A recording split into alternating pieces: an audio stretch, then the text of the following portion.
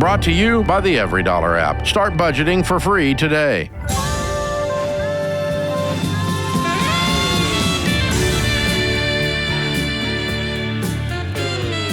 Normal is broke and common sense is weird, so we're here to help you transform your life. From the Ramsey Network and the Fairwinds Credit Union Studio, this is The Ramsey Show. Open phones here at 888-825-5225. It's a free call, and some say the advice is worth exactly what you pay for it. Ken Coleman, Ramsey personality, #1 best-selling author, and host of the uber-popular Front Row Seat interview show on the Ramsey Network. He's my co-host today as we take your calls and your questions. Thank you for being here. Ray starts us off today. Hi, Ray. How are you? I'm doing fantastic, Dave. How are you? Better than I deserve. What's up? First off, it's an honor to talk to you. Me and my wife found you back in January. We both read The Total Money Makeover. And actually, this Friday, we drove to town and sold my dirt bike. And with that check, we'll be able to pay off our auto loan and be debt-free. Wow. Look at you, man. Game on. We're excited. My question today, though, is about our family business. So I'm a third-generation farmer. I'm 27 years old, and we have had a tough couple years on the farm. We've racked up about $2 million of debt these past 2 years, and we see things getting better in the future. So we'll hopefully be making more money, markets and all the other factors going into that. But we've had to do a lot of deferring updating equipment and a lot of other things to make it by this far. And so my question is, how do we, from this point on, be debt-free, but also trying to not go back to going into debt in the future when things get tough again? Wow. $2 million of losses in 2 years? Yes. Mm-hmm.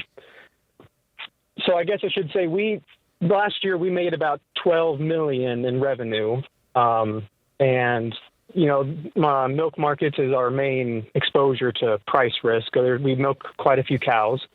And so it's very regulated on the federal milk marketing order. And so we don't really have a control over how much we get for our milk. We mainly have control over the expenses. So we've had to go without updating equipment. We haven't been able to do a lot of different projects that we've been wanting to. A lot of our amazing employees and guys we work with have been going with smaller pay raises these past couple of years just so that we can get by. And we've had to liquidate cattle to try and, break even, and it's been difficult. We see it getting better in the future, but why? We're going to want to say that again. Why do you see it getting better in the future? A lot of it has to do with my dad. I trust him a lot. And, when we talk about, what markets look like in the future, whether it's, ag in general or just, milk prices going forward, we see things getting better, and I trust his judgments. And to be honest, we've gotten as far as we have because of him. And, many other friends that are in the similar boat as we have, probably 5x times the amount of debt.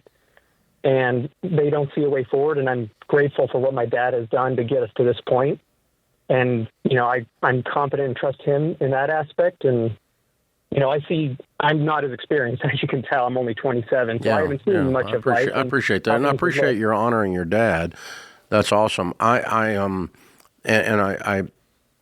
I mean, just a blind trust of him is not what we need. We need to have a reason that he thinks the market is going to adjust so that you can become profitable.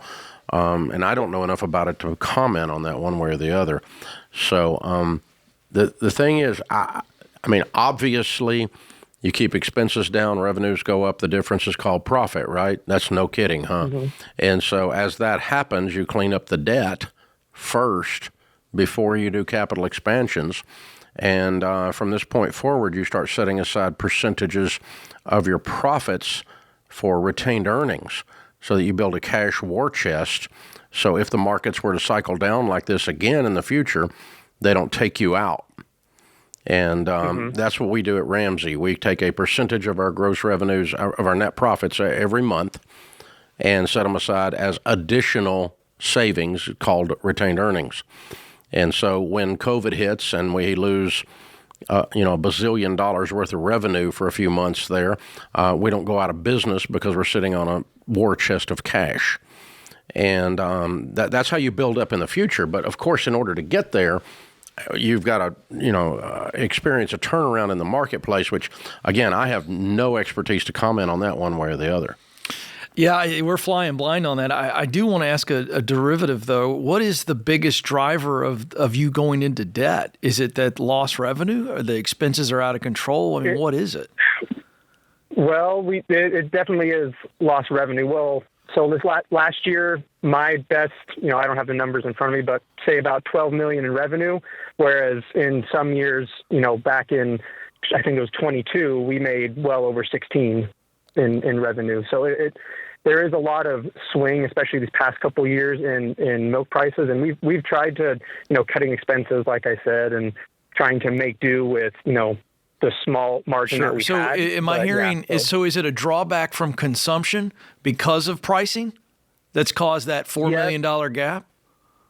Well, in terms of, our production has stayed pretty consistent, but, in terms of pricing, there's a lot of factors.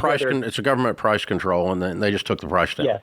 Okay. And so they drive you out of business is what they're going to do. So if they don't it's turn not as competitive.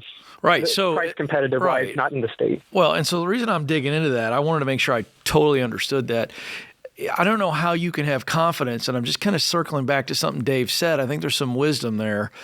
I love the honoring your dad, but I mean, if this is a government problem, then I wouldn't have a ton of confidence unless the milk lobby, and I'm speaking in general terms here, I know it exists, but that's your only weapon to kind of fight this, or else you're stuck. And so as you're looking long term, and again, I don't have great knowledge of it. I can look at it from a macro standpoint and understand it, but I would be looking at that and making sure that I know what's going on. Am I talking to the lobbyists? Do I know what they're projecting, Dave? Because I mean, your hope is, and your dad's hope is that the pricing structure moves back up, and you're in the 16 range again instead of the 12 range, which makes you profitable. Right. You clear the $2 million and you pile cash up, so the next time this happens, you don't go into debt, and you pile cash up so that you can do your capital improvements with cash above your emergency funding. And so the next time you have an upswing, you use it for, much more wisely. What do you do, though? And again, I'm asking you from a macro level. I have no control over what the government does. And when they're going to just set the price somewhat arbitrarily, that scares the crud out of me. I wouldn't, that as a business person, I'm going to enter into a business that I live and die based on the whim of the latest administration? Yeah. Oh my God. Yeah. Shoot me. That scares me to death. I don't control my own destiny here. And so the markets aren't, and even free market is not controlling the pricing. No. It's just a subsidy situation. Right. So I don't know that you got to figure all that out. And long term, you got to figure out, do you want to be susceptible to this?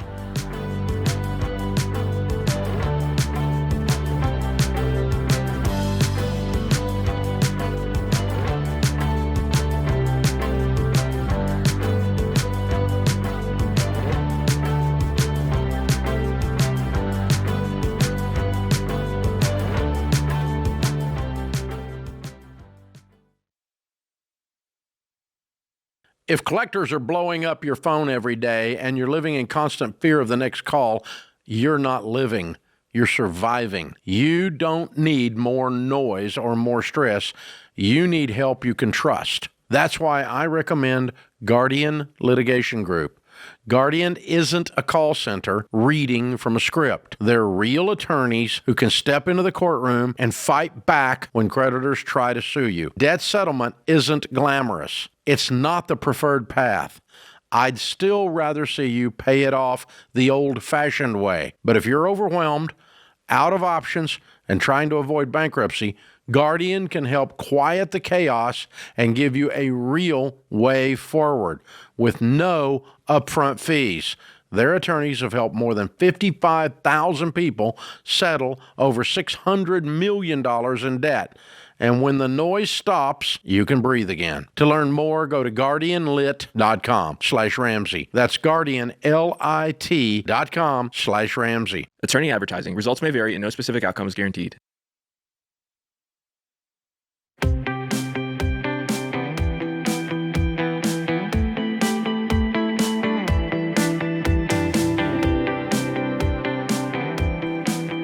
Tom is with us in Sioux Falls, South Dakota. Hi, Tom. Welcome to the Ramsey Show.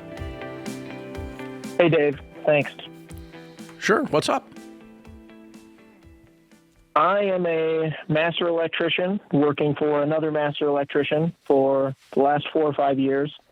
And I recently discovered that we're about 20 weeks behind on payroll, which equates to about $18,000. I'm looking for some advice on where do I go from here. You haven't been paid in 20 weeks, but you recently discovered that? I've been getting paid, but not, like 2 pay periods in a month or 3 pay periods in a month, not 4. And it's accumulated into, And in February, the most up-to-date pay period I have is October 4th. Why are you just discovering this? Well, that's a phenomenal question. It's definitely my fault that I have failed to realize it for this long. I've been building a house. I just had a baby. I got married this year, and it just... Which would be all the more reasons I counted all my paychecks. Absolutely. Absolutely. Okay. So why is the guy not paying you what he owes you? Well, it used to be a company of 5 employees, and then everybody left, and it was just him and myself. And then he got stiffed on a $25,000 job. He put a lien on the property but never got paid for it.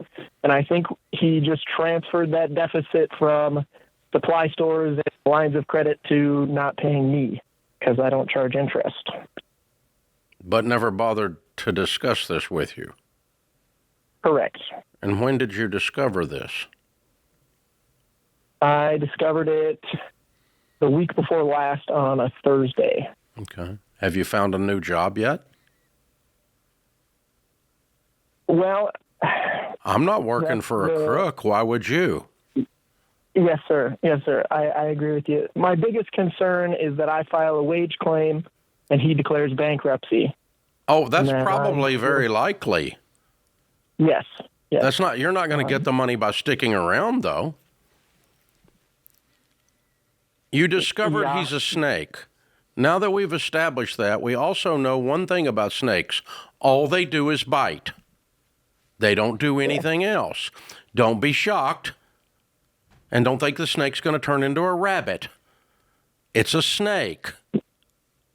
Leave. That's part of the moral dilemma I've been having. It's not a moral dilemma. It's common freaking sense. Well, I have not been working. I made it clear that I don't want to work until we're paid up. But my thought was by creating the illusion that I would continue working for him, maybe I could, get some of this money paid up before I tell him I'm leaving. Okay, let me try one more time, okay? This guy doesn't pay people, and he lies about it. That's not going to change based on any action you take. This is a guy. This is what he does. He's a liar and a thief. That's who he is. The best thing you can do with liars and thieves is to distance yourself from them so that you don't get lied to and stolen from. Agreed. So I'm afraid, sir, you've lost your money because you didn't keep your finger on the pulse. And that's on you. It's also on him because he's a snake. But, dude, you need to get a job yesterday and quit trying to figure out a way to get this snake to not be a snake. He's a snake. Yeah, I just think you're afraid of something. That's why you're doing this moral stuff and throwing these words around. That's all that is you justifying your lack of inaction. And you've just been 2 lessons you got to learn here. You have not been paying attention to what's going on. Cost yourself a lot of money. Number 2, you're afraid to step out. You think this guy's the only guy that's going to pay you, and you're in one of the most sought after trades there are right now. And there's a massive need. There's a line around the block of people hiring master electricians. There's such a shortage of people in the trades. Yeah. So you can go get something tomorrow, and you should have yesterday. He offered to transfer the titles on some trucks and trailers to me. Do you think I just take that and run? Yes. I mean, Yes. Like instantly. That's best case scenario? Yeah. I won't file a wage claim if you give me a truck and a trailer worth what That's right. you owe me. 100%. And I won't file a wage claim on you with the state. Yeah, he needs to do that. And that's redemption for his thievery. Okay? Yeah, take them. And then, hey, maybe you set up shop for yourself then. If you got a truck and a trailer, let's go, baby. Yeah. Yeah, that is the plan. That's a guy I can trust, the guy in my mirror, right? Very true. But now you're going to have someone help you with the books because you don't pay attention to them much. Very accurate. Sorry, Tom, you walked right into it, buddy. I love you, man. But yeah, you can be a good electrician and a bad businessman. So be careful if you're setting yourself up in business that you learn the business skills too. So, wow. Ouch. You know what that is? That's a guy who works his butt off. That's right. He works hard, and most of everything he's gotten, he's outworked everybody else. Yeah. And he thought he could outwork this. And folks, when you get in a situation like this, what you can't do, and Tom's a nice guy, and he's an honest guy and a good guy. We're picking at him a little bit, having some fun, but we've all done things like he's done. What he did is he took his personal character of high work ethic, high honor, high integrity, and tried to superimpose that back on the guy who's a snake. Because he thinks other people are going to be like he is. And, what that'll leave is a scar. Yeah, it already has. Here's the great news. Until the very end of that call, we thought he was getting nothing. And so the lesson here is, and again, not picking on Tom, but there's fear. We didn't have time to break it down, but for him holding on, and I'm going to tell you, fear of the unknown just holds so many of us up, us all caps. I've done it. When we don't know what's next, right? Whether he goes out on his own or he's got to get out on the street, you will put up with things that you would not normally put up with. And I'm telling you, for everybody listening and watching, there's a lesson here. He's terrified of something, maybe just change. And that's normal, by the way. It doesn't make Tom a weirdo. That's all of us. So learn the lesson there that when we have that fear, the fact that he called us today is good. Get some insight from other people, Dave, because what will happen is you get into this, in this loop that I can't. Rumination. Thank you. That's the word. And it's really dangerous. Can hold back a lot of progress. So I spoke at a church yesterday, and between services, go out and talk to people and all this stuff. And a guy came up and he's like, "How do you get over the fear of running your own business?" And I said, "I'll let you know." Yeah. Great statement. Right? The editor, John Johnson of Ebony Magazine, said the entrepreneur is the only person who can go from sheer terror to sheer exhilaration and back every 24 hours. That's right. And so, I got me a truck and I got me a trailer, and I have the skill, but now it's scary as crud. It is scary, and I want to acknowledge that, right? So yeah, you're right too. That's very good. Well, I tell you, that's a good guy. A couple lessons though. If you listen to this show, you can learn things. That's the idea. It's not just entertaining, although Ken is quite entertaining. But thank you very much. But the two takeaways is one, you got to pay attention to what's going on. Yes. In detail. Yeah. Because no one else is managing you but you. That's right. And then two is don't try to make a snake into a rabbit. They're just snakes. Yeah. And so just because you might be a good person doesn't mean you can expect that of other people. You can't always expect other people to react the way you are going to react, to do what you would do in that situation. Because let me just tell you, if Tom was in charge of the payroll, the first day he couldn't make a payroll check, he would have been sweating and terrified and would have sat down and told the guy, day one. That's right. He wouldn't have lied to him. He wouldn't have hid it from him. Yeah.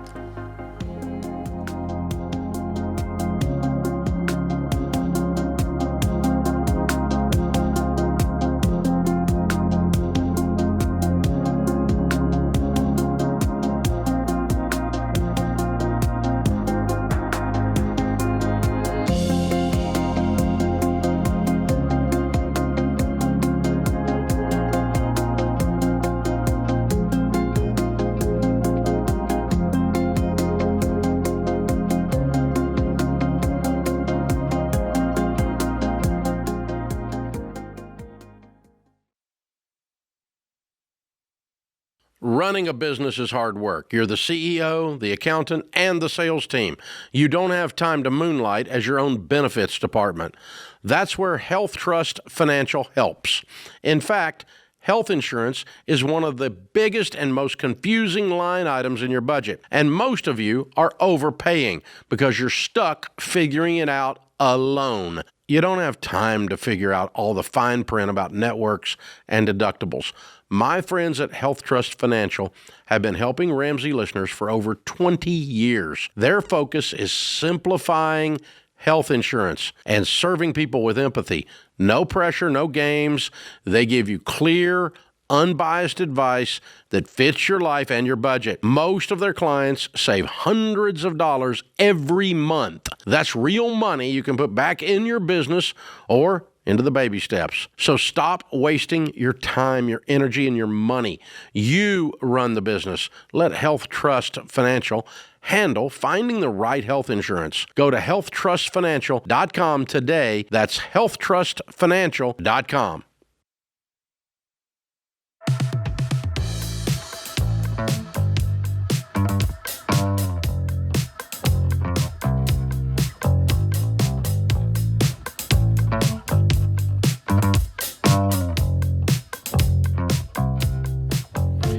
Ever wanted to see the person who's calling in to ask a question?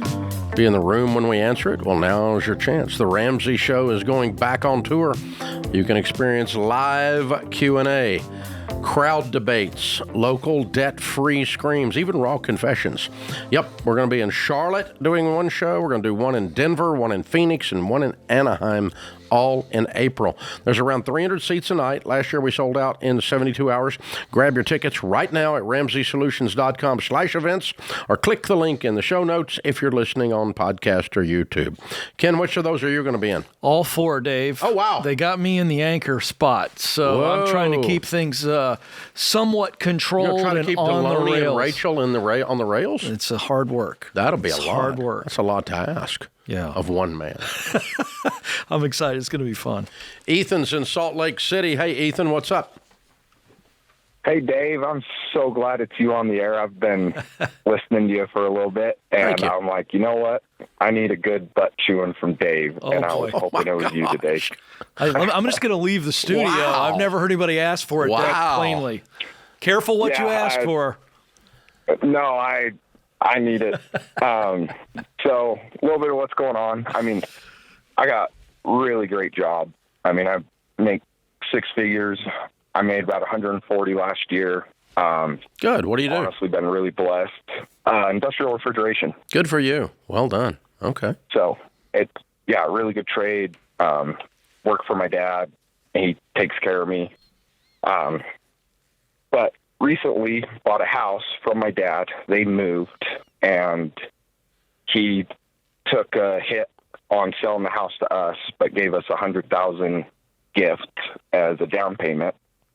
And that also left us with $150K in equity. And I was like, I mean, this was a step up in life. Might as well take it. And the payments, they were like, oh, it'll be tight, but you should be able to do it. And my first mortgage payment come out, and we're getting ready to have a kid, and I just paid outright for the kid, and I watched my checking account go, and I was like, oh. And then how much is your mortgage payment, sir? So it's $3,250 and about $3,700 total with utilities. Okay. Mortgage payment's not your problem. It's your truck payment. How much is it? So I actually don't have a truck. My company pays for truck and gas and everything. Got a car for my wife because the other vehicle we had broke down. How much is your vehicle for your wife payment, sir? $514. Mm-hmm. Okay. What other debt do you have? So recently also found what I thought was a good investment on some mineral rights in Idaho, and so bought that. That's about $400 a month. That's $4,000 total there, and then I thought I was a big boy with a big boy job, and saw a bike pedal bike, but it's the Ferrari of the pedal bike world, and decided I wanted that. So you just keep going about buying and buying and buying and buying. So have you figured out that's the problem? I guess you have. Yeah, So sell the pedal bike and sell the mineral rights and get yourself on a budget and stay out of restaurants and quit buying crap. Is that going to work? Yeah, that's what I've been doing. So what will the Ferrari bike bring? So it's actually pretty good return.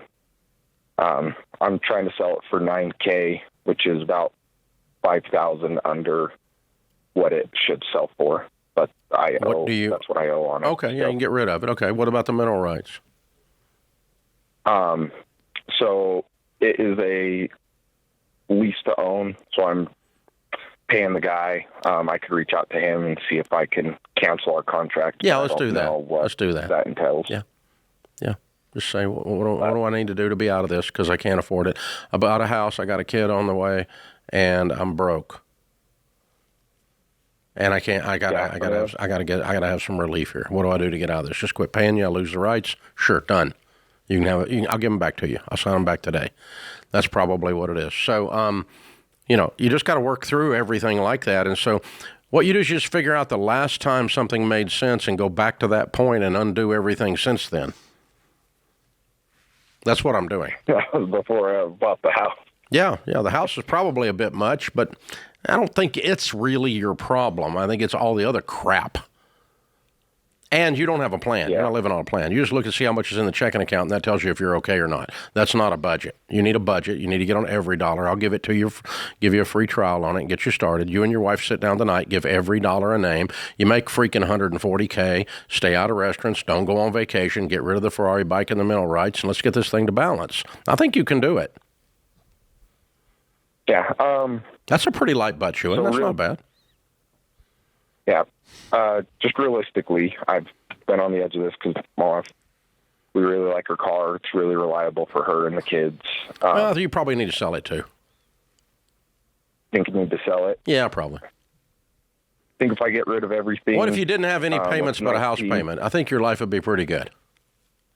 Oh, it'd be amazing. Okay. I think your budget would balance, and all of a sudden you wouldn't have been calling Dave. So but you keep buying crap and just going, it's going to be okay. It's not going to be okay. You got yourself into a mess. Yeah, paycheck to paycheck. Is anything about that feel good to you? Does this work? I mean, you could get her a $10,000 car. People don't die in $10,000 cars. I own a couple of them. How old are the kids? He's got one. My son's 4, my daughter's 2, and baby 3 is any day. My point is, those littles don't need the nicest minivan or the latest SUV. They don't care. They're just going to throw goldfish on the carpet anyway. And grind them in with their grimy little feet. We hear this all the time. It's a rationalization. You're not the only person that ever does it. Well, I've got 2 kids. I got a third on the way. Got to go get a car I can't afford. Nobody cares. Get you an old worn-out minivan that just gets you from here to there until you've got a little money piled up, and then pay cash for her a little better car. But you guys, you just been acting like you're in Congress and spending money. You got to stop it. And you know what to do. You already knew what to do before you called. And that's why you set the call up the way you did, which was kind of humorous and fun, by the way. But really, I mean, look in the mirror. You and your wife go grown-up time, 3 little babies, and stupid butt stuff has to stop. And, this is grown. This is, what the kids call? Adulting. Yeah. We're adulting. Okay, now. Dave, question for you. I haven't asked you this in a verb. while. What is going on in the mind of a human, because we've all done this, where there's this awesome feeling about getting the Ferrari of pedal bikes, and deep down that you can't afford it, but you still do it anyway? What's going on? They're not looking. No one looks at whether they can afford it. So what happens is when you do not have an overall plan, like a budget, okay, and a detailed game plan of this is what we're going to do with our money on purpose. It could be a Ferrari bike. I don't care. I mean, you can buy whatever is in your detailed plan. When you say, can I afford this couch? And you look at it as a part of your overall life plan and the numbers, then you can tell if you can afford the couch. When you're just walking through the furniture store and you're disconnected from all those other numbers, then you go, of course I can afford the couch. It's only, whatever. Of course I can afford a $9,000 battery bicycle thingy, whatever. But it's the Ferrari. The Tesla of bicycles. But yeah, probably catches on fire. But what it amounts to is I can afford that boat. I can afford that. Yeah. When you don't look at it as a part of a whole, and you look at it as a standalone thing, then you go, I make $140,000 a year. I can afford a $10,000 thing. That would be true if you don't look at it as a part of the overall picture. But when you plug it into the overall picture, it screams insanity. And same thing with your car purchase, same thing with your house purchase, all these things. And you just go, yeah, if I didn't have anything else to think about except this one couch, sure. But lots of time, but we never do that. And so it's compartmentalizing rather than looking holistically causes us to be insane.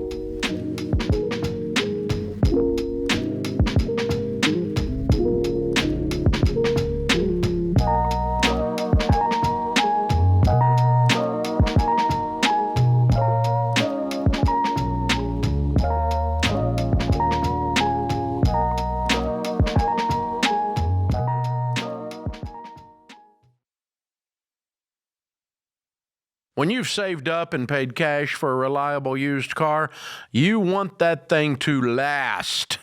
And the best way to keep it running for the long haul is to take care of it with people you trust. That's why I'm proud to welcome Christian Brothers Automotive as the official auto repair partner of The Ramsey Show. At Christian Brothers, they treat you like family.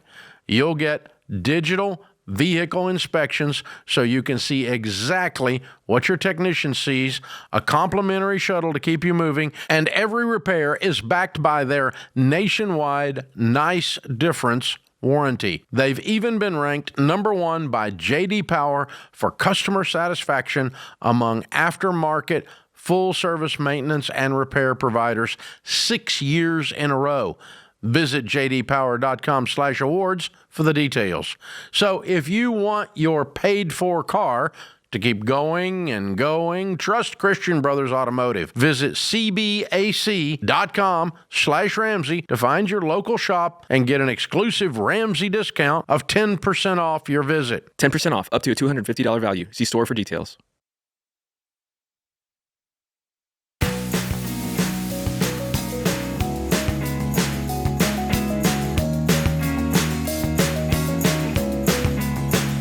Patrick's in New York City. Hey, Patrick, what's up?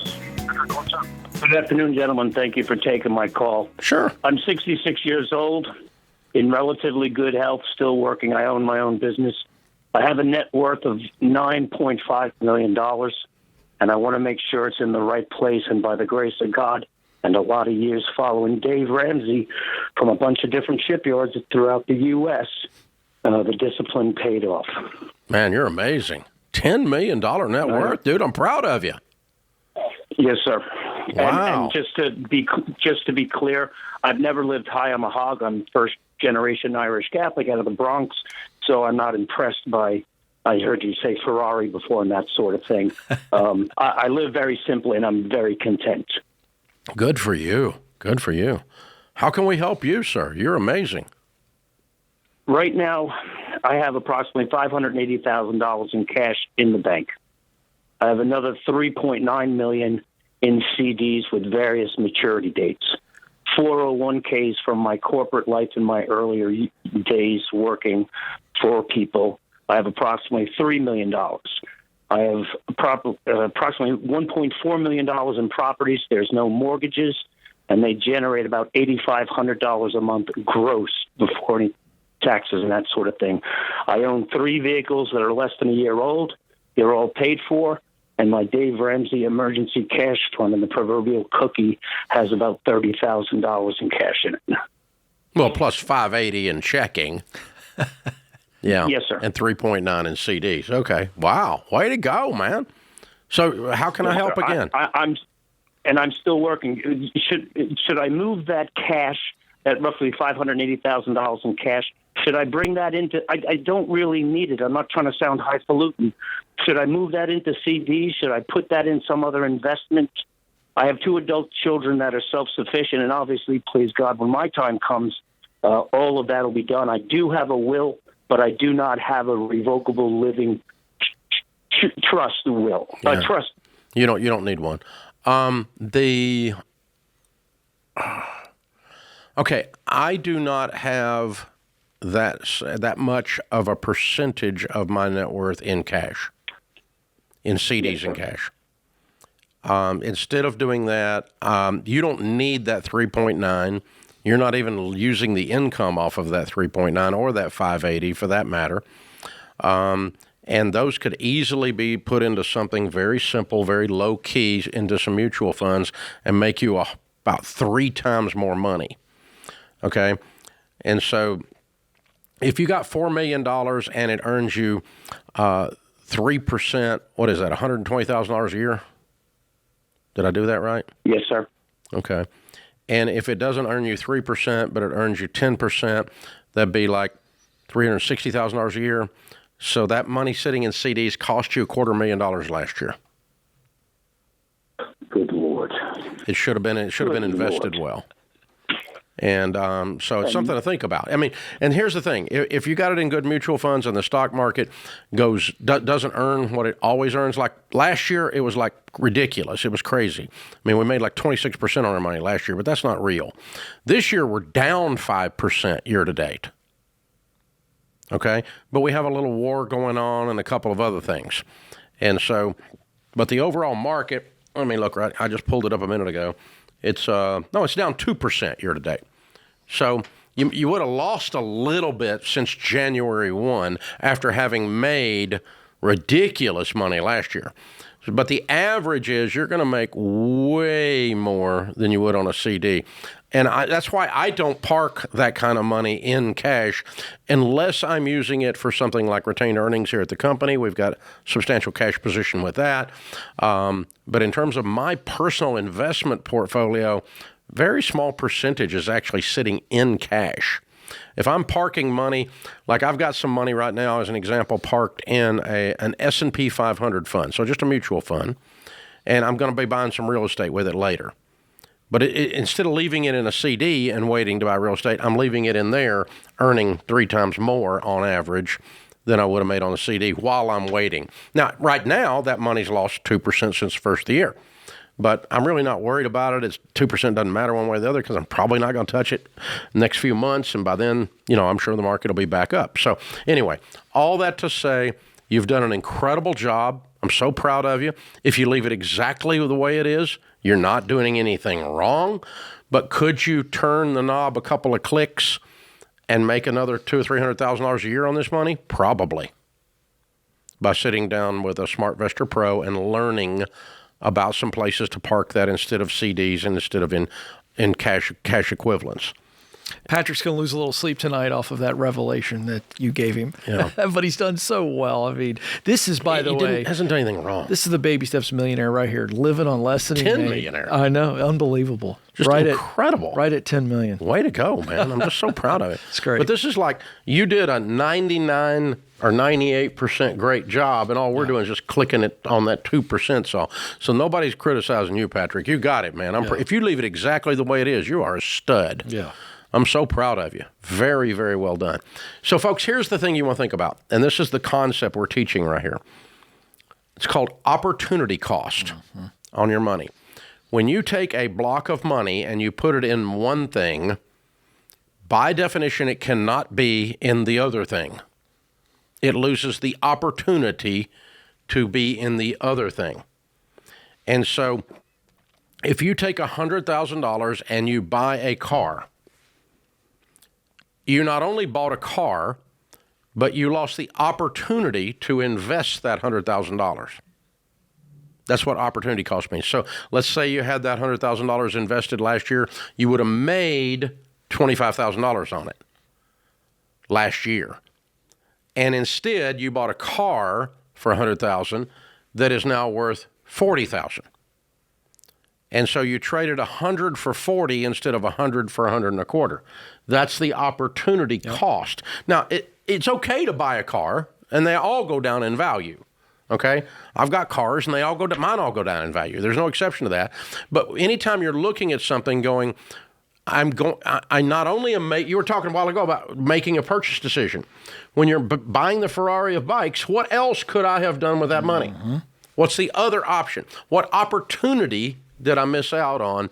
And so if you got $1 million invested or it's sitting in a coffee can in your backyard in cash, and it didn't make a dime, or it could have been in a growth stock mutual fund last year and would have made $250,000, you lost the opportunity by doing the coffee can to do the $250,000. Yeah. It's a great illustration. And I actually did have a guy call in one time that had I remember money the story. buried in a coffee can. How much was it? It was not that much. It was like $500,000. But I'm like, dude, do you not understand that cash in a steel coffee can, the old metal coffee cans, it's going to rust. Yep. And then bugs are going to get in there. The cash is going to actually get destroyed. Yeah. So when your relatives dig it up, it's going to be like this little green powder. That's all that's going to be left. And that's what you traded your $500,000 for because you're a paranoid freak. And so, oh my God, literally buried it in the backyard. No kidding. I mean, whew. I actually know a few. I know a few people that their relatives will be out there with the old metal detector looking through the backyard when the old man kicks it because we know he's crazy and he buried the money back there. But you missed the opportunity. That's what you need to think about. And it's always a good thing to say, gosh, if I buy a $100,000 Mercedes and 20 years later, what would that $100,000 be worth? And 20 years later, what's that Mercedes worth? Mm-hmm. And that's the opportunity you miss by going you miss the opportunity to drive the Mercedes, by the way, if you put it all in investments and have no life. Yeah. So you ought to get a good car too. That's okay. Yeah. But just think about, try not to think about the idea of the purchase or the investment as only this. It's if I do this, what else could I not do? What opportunity am I missing? And so I guess, in modern lingo, we might call it FOMO. Yeah, that's exactly right. The FOMO of finance is opportunity cost. And that's what we're talking about with him. If he had that $3.9 million invested instead of sitting in CDs, he missed the opportunity to make another $250,000.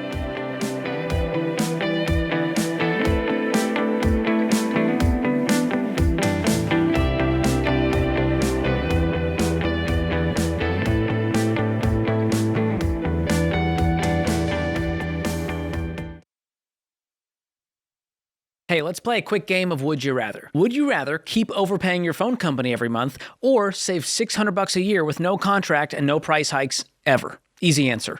That's why I love Boost Mobile. With their low rates, you can unlock up to $600 in savings over the so-called big carriers.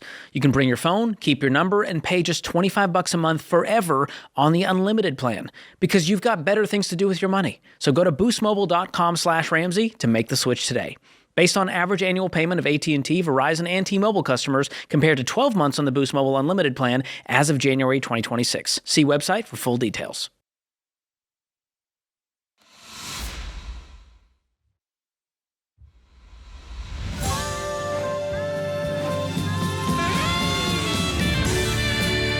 Welcome back to the Ramsey Show in the Fairwinds Credit Union studio. Ken Coleman, Ramsey personality, #1 best-selling author, is my co-host today. The number is 888-825-5225. Angie's in Chicago. Hi, Angie. How are you? I'm fine. How are you? Better than I deserve. What's up? Well, I just wanted to get some advice. My husband and I are retired. He's 65 and I'm 70. And our home is paid for, and so are both of our vehicles, but we have a lot of credit card debt, and it's kind of choking us so that it's hard to make groceries even. So I'm just looking for some direction. How much credit card debt do you have? We both work part-time. It's probably $35,000, $40,000. Okay. And you both work part-time and you're collecting Social Security? Yes, and he gets a small disability pension from the military, and I have a small pension from... So when I pile all of that together, what's your monthly income? About $3,000. Both of you are on Social Security, and both of you are working, and both of you have a pension, and you only got $3,000 coming in? Right. It's a very small pension. Very small Social Security? A month. Yeah. He gets $1,625 and I get $1,250. Total. Right. Does that include your jobs? The jobs, I get it $400 a month, and he gets paid by the job. He does trailer repair. Uh-huh. So it varies. Uh-huh. Okay, and what are your cars worth? My car is probably worth $5,000. He's got a truck. It's probably worth $15,000. And what's your home worth? About $300,000. Okay. Okay. And how is your health and his health? Good. We're both so far. It's good. Okay. Good. And I have about $13,000 in an IRA. Good for you. Okay. All right. Well, two things come to mind immediately. One is you can't do this backward and expect it to work. You don't pay the credit cards first and then figure out how to eat. You eat first. Keep the lights on first. Keep the homeowner's insurance paid first. Keep gas in the car first. Then, with what's left, you pay what you can on the credit cards. Credit cards are not first in line. They're last in line after you survive. Okay, so it's not like after we pay our credit cards, we don't have the money for groceries. No, it's after we buy groceries, we don't have the money for credit cards. You see the difference? Yeah. Yes. So that's the first thing we adjust. The second thing we adjust is, you're only 65 and 70. Get a job. Well, we both are working. Part-time, making nothing. Right.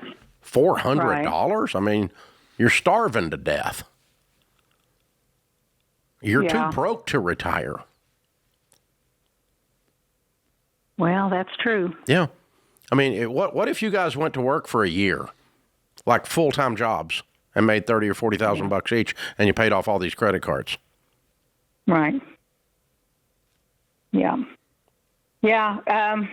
I thought that of that. Wasn't what you didn't think you was going to hear that today, did you? It's not what we want to do. It's just a lot physically honest.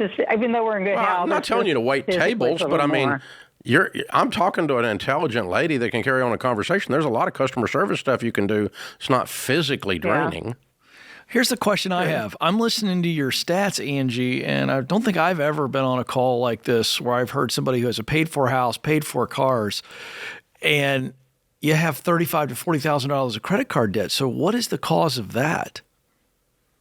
It's just accumulated over time. There's just always been a lot of more expense than we had income, and it just kind of accumulated. And then when we couldn't buy groceries, and we put it on a card, or when I needed $1,500 worth of car repairs and didn't have $1,500 on me, I put it on a credit card, things like that. Yeah.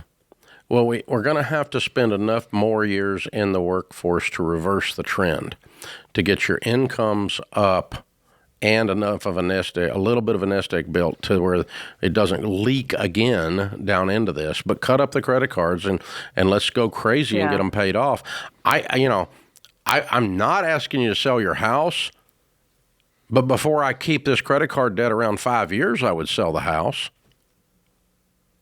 And instead, if it's me, I'm going to roll up my sleeves and go do something and just get rid of this mess.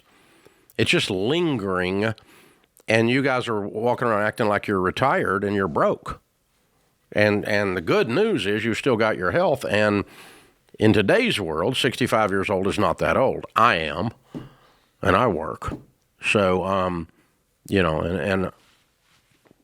at least they claim I work. But, I think we could call it work. Yes, I show up pretty regularly. So, you can do that. You can go do something. I don't know what your past career was, but go pick up a job doing that as a consultant or anything, and him too. Yeah. If you again, you don't have to go swing a hammer. No. And you don't have to do something, carry a waitress tray of 800 pounds or something. I'm not asking you to do that. But I think there's something you guys could do to generate a few $1,000s a month and a few $1,000s a month to make this credit card debt go away. Yeah. Because it needs to go away forever. This is not a sustainable situation.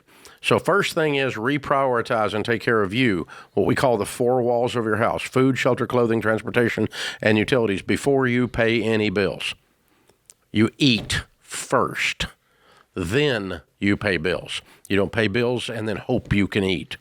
Then secondly, we got to get your income up to be able to address this overall issue, or we got to start selling stuff to cover it, and I don't think that's viable here. I don't think your house is crazy. I mean, if you're living in $1 million house or something, I'd probably have you move down in house and clean up this mess. But your house is not out of control. Your cars are not out of control. Thank God they're paid for. But your problem is you just do not have enough sustainable income to live on. And that's what caused the credit card leakage, to your point. That's right. There was margin issue. So here's why baby steps 2 and 3 are so important. You've got to get that debt paid off, but then you've got to have that 3 to 6 months of emergency funds so that you aren't tempted to solve the problem with a credit card. There just was no margin for you to be able to have a rainy day fund. And it's really important at the advanced age here to have a really well-funded. I know. Hey, look, man, I'm not far behind, all right? I'm trying to catch you. But, I mean, it's really true, though, because if you have limited income at that age and a car goes out for $1,500 and you don't have an emergency fund. You fix it. That's what they do. Yep. So that's the things that we would tell you to do, kiddo. And hang on, we're going to set you up with a free offering on EveryDollar, the app, and that helps you put your budget together. And you and your husband sit down and look at the numbers, and the numbers are going to tell you, eat first, pay bills last. That's a short-term fix. Your long-term fix is create income to clear off these credit cards and chop them all up. Light a candle tonight and have a plastic surgery party.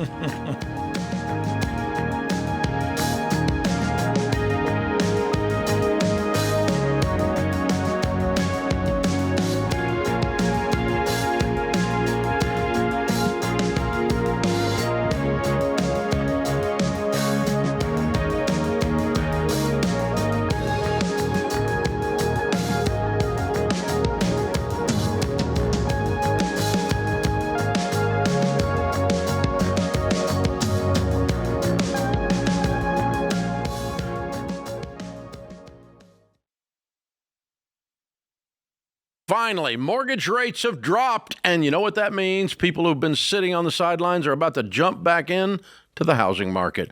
So if you've been waiting to buy, this could be your window, but you've got to be prepared and do it the Ramsey way. You need to contact Churchill Mortgage. Their Home Buyer Edge program gives you peace of mind in a wild market. You can cap your rate for 90 days, so if rates go up, you're protected. If rates go down, Churchill will drop yours automatically. And get this, Churchill will even back your offer with a $10,000 seller guarantee. So if your loan falls through due to financing, the seller still gets paid. That's how confident Churchill is.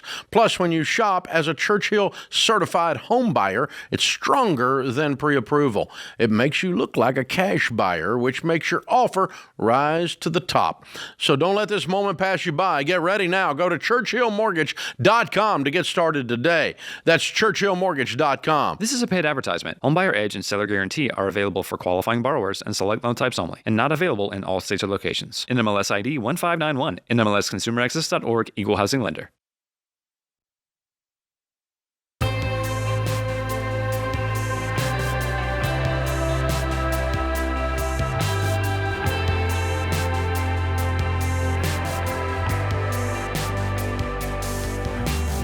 Bethany is in Ashland, Kentucky.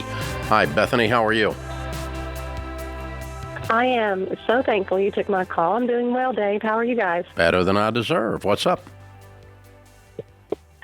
So my husband and I are ready to sell everything and change our entire lives. We need your help. Okay. We started out with $750,000 in debt when we first started our journey, and we met you. And we've got that down to $450,000. Well, actually, $439,900 now. Way to go! And that's a bunch. It is. It's crazy, and we have this unique situation where we bought a house on 125 acres in Kentucky. It's a beautiful farmland, but we've always known we would want to build our house one day. The house that's on it is not our ideal home, and I know your principle is if you don't love it, maybe you can consider selling it. And so that's kind of where we are. The house we bought was for $190,000. It was a steal. The house and acreage? 120. Yes, sir. That includes the 125. So the house and the 125 acres was 190,000. Yes, sir. I got you. I'm catching up. Okay. What is the 439,000 in debt? 250,000 is what is left of my husband's medical school student loans. So your husband's a doc? He is, and he's a great doc. Great. What's he make? Currently, he makes $325 annually. $16,000 a month is his base salary. Okay. And you have $250 in medical, and I assume you have this mortgage or something owed on the land. Is that right? It is $162,000 outstanding. So is that the two debts? That's it, isn't it? That's the whole thing, isn't it? No, sir. It's $19,500 for a car. It's actually the 10-day payoff. I just called today, and the 10-day payoff is $19,500 on our Honda Odyssey. We have 5 boys, ages 6 and under. And so is that your only 3 debts? $8,400 left on a sawmill for a total of $439,900. And all of this was purchased after you decided to get, or before you decided to get out of debt. I'd like to say that, but we got married in 2016, and that's when we moved from Ohio to Kentucky and bought a house because the land was a steal, and we had not yet been convinced of the. From the time you started getting out of debt, did you buy a Honda Odyssey and a sawmill? No, not since we've got this. Not since we've got this. Okay, so you're not falling off the wagon. You're just plowing through past mistakes. Yes, sir. We want to get out of this stuff, and we're ready to sell everything. Well, you make $325,000. You've already paid off $300,000. I don't know why. I mean, and your mortgage is a portion of this. Mortgage is baby step 6. So, I mean, I think you can be debt-free with that great income. You should not have any personal overhead to amount to anything. You pay off the sawmill and the Odyssey pretty quick, and then let's tear into the medical debt, and you should be done in a couple more years, shouldn't you? Well, sir, I love that, but my husband and I have been discussing this, and we think that we could get $450 easy out of our house if we sold it today. Okay, then where are you going to live? And sold everything, because we can sell the house for $450 if we put the offer for $500. We can sell the sawmill for $30K. We can sell the dozer for $30K. We can sell our car for $19,500 and buy a beater. And then we're like, where are we going to live with 5 boys? Do we rent? Do we buy something for about $100 to $150 with whatever equity, after we sell everything? You know what I mean? All the assets. I mean, I'm talking full liquidation. Go Dave Ramsey. Like, we are done. Well, full Dave Ramsey is not necessarily full liquidation, okay? That's, we're going to liquidate with wisdom and to accomplish the goals, and accomplish the goal you want to accomplish. But for sure, I'm selling a bulldozer and a sawmill, no question about that, in a heartbeat. And if you want to move, if you don't like the property and you want to move, well, sure, you could move down, and that's not as a temporary measure. But then you're sitting there with $325,000 income and 0 debt. The first thing you're going to do is start stacking cash to buy another piece of real estate, right? Right. Yeah. And that's okay, but just think through where you're going to live and what you're going to do. Let's not do this impulsively. I want to have a strategy. My desired future is to be debt-free. What must be true for me to get there? Well, I could sell everything. Where would I live in the meantime? Okay, what would I drive in the meantime? You got to solve for that. If you solve for that and you're okay with the answer to those questions, then do it. But it's not the only way out. You have a fabulously large income. And you live in an area with 0 cost of living. Yeah, I've got a question. If we could just eliminate the debt, some generous person comes along and pays off the debt, would you want to stay on that property and build a really nice house where you are now? No, sir. That's the downfall about the property. There's no other house seat to build on. Okay, then sell it. See, that to me is the ultimate on should you sell the house. Yeah. It's not because of debt. It's bought it because you're not going to stay originally. there anyway. Yeah, so do it. So And then sell it. rent. Right. We rich. Dude, I love it. Listen, I rented for You 2 love it, years. but you're not going to stay there. Right. No, I think she loves the strategy. Yeah, we want to build a house for sure. Right. My husband and I have a dream of building a business that's multi-generational impact where our boys to grow up into, and it could be a family thing Okay, if then. they want So to. that land and this house don't figure into the equation, true or false? That's true. Then That's sell true. it. Then sell it. But that's different than that's different. It doesn't fit into the equation for your future. It's different than I'm selling everything, including every stinking thing I love, and I'm going to cry when I sell it just to get out of debt. That's a different answer. And so you're not doing that. You're selling stuff you're going to sell anyway because you're not staying there. If you win at the end of the game, you're not on that property. And so sell it now and advance the piece around the board. Yep. That's what you're saying. Yep. And yes, definitely sell the sawmill. I don't know whether you sell a stupid car or not. Again, you've got a $325,000 income. You ought to be able to pay that car off in a couple of months and keep it. All right. If you got it, since you got a tribe of youngins to run around in a Odyssey with, right? So I don't care. You make enough money for that to not be my problem. But yeah, you get rid of the mortgage and the sawmill and whatever, and the medical debt hanging around your neck, and you rent something for 2 years, and you buy a big old piece of ground somewhere for cash, and then you start talking about how we can build a house on that ground, and you work your way back out of this, and it's a 5-year plan. And 3 of those years are probably going to be somewhat uncomfortable. We'll call them the adventure years. Yeah. But with all those boys, 5 boys under that age group, they're going to tear it up anyway. So just go rent, let them have some land, get a ranch with plenty of rooms. And I love this idea of now you've got this doctor who's got a huge upside, 0 debt.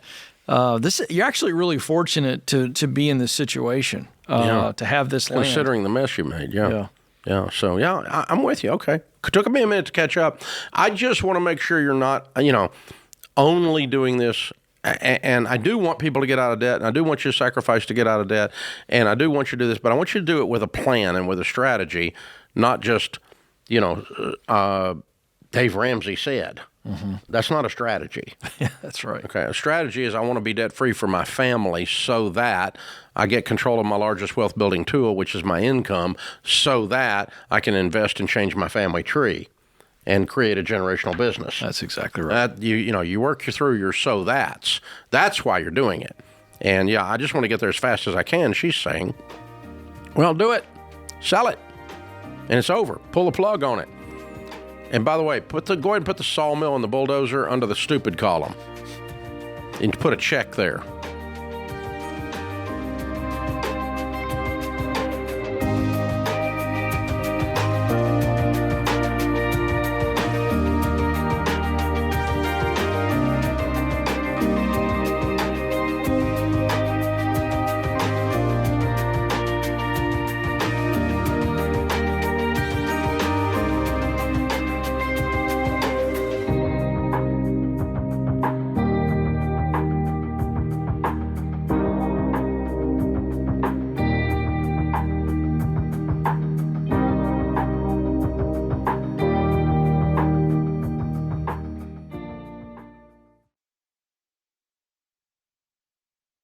One of the first things I discovered working in the financial world is how absolutely devastating it is when the breadwinner of a family dies and there's too little life insurance or none at all. Grieving families are suddenly left behind, scrambling to pay bills and trying to make ends meet.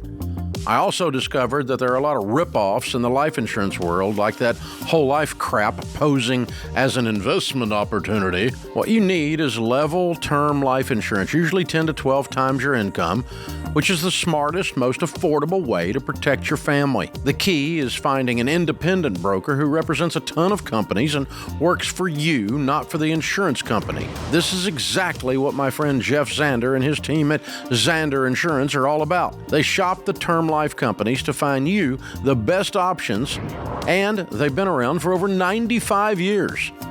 So they'll be there when you need them. Zander is the real deal. And that's why they've handled all my personal insurance for over 25 years. I trust them, and you can too. Visit Xander.com for instant online quotes, or for a more personal touch, give them a call at 800-356-4282.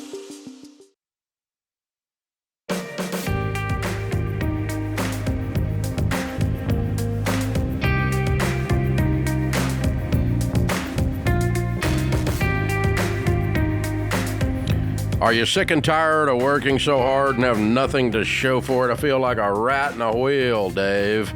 Run, get nowhere. Well, that's normal. Normal's broke. You don't want to be normal. You want to have a different plan than that. You don't have to live that way. Our EveryDollar budget app will help you find the extra money in the margin to start to clean up the mess and then to build wealth and increase your generosity. Yeah, it gives you a personalized plan to beat debt and become wealthy. In 15 minutes, you're going to find thousands of dollars in hidden margin. We know how to do it. We're going to show you how. And then you're going to have like us in your pocket walking around, like me telling you what to do. The other Ramsey personalities telling you what to do the whole time. Start EveryDollar for free in the App Store or Google Play. Amber's in Kansas City. Hi, Amber. How are you? I'm good. How are you? Better than I deserve. What's up? I apologize. I'm highly emotional. I am in the process of getting divorced, and I am terrified I'm going to lose my home. I own this home with my daughter prior to getting married. I had a $100,000 inheritance put down as a down payment, so my mortgage was $118,000 total. After that, and I met my husband, and he got the mortgage in his name only, but my name's on the deed too. And I found out that accidentally he had ran up a bunch of debt. On the house? Against the house and in loans and credit cards. And the situation became very dangerous, so I got a no contact order, and the judge ordered that he pay for X amount of dollars for so long, and he purposely did not pay, which got everything behind. So what did the judge say then? We used that as a means to get him to sign a divorce, like settlement. Oh, so you let him off so he would go away? No, I didn't have a choice. Yeah, you had a choice. You just chose to let him off so that he went away.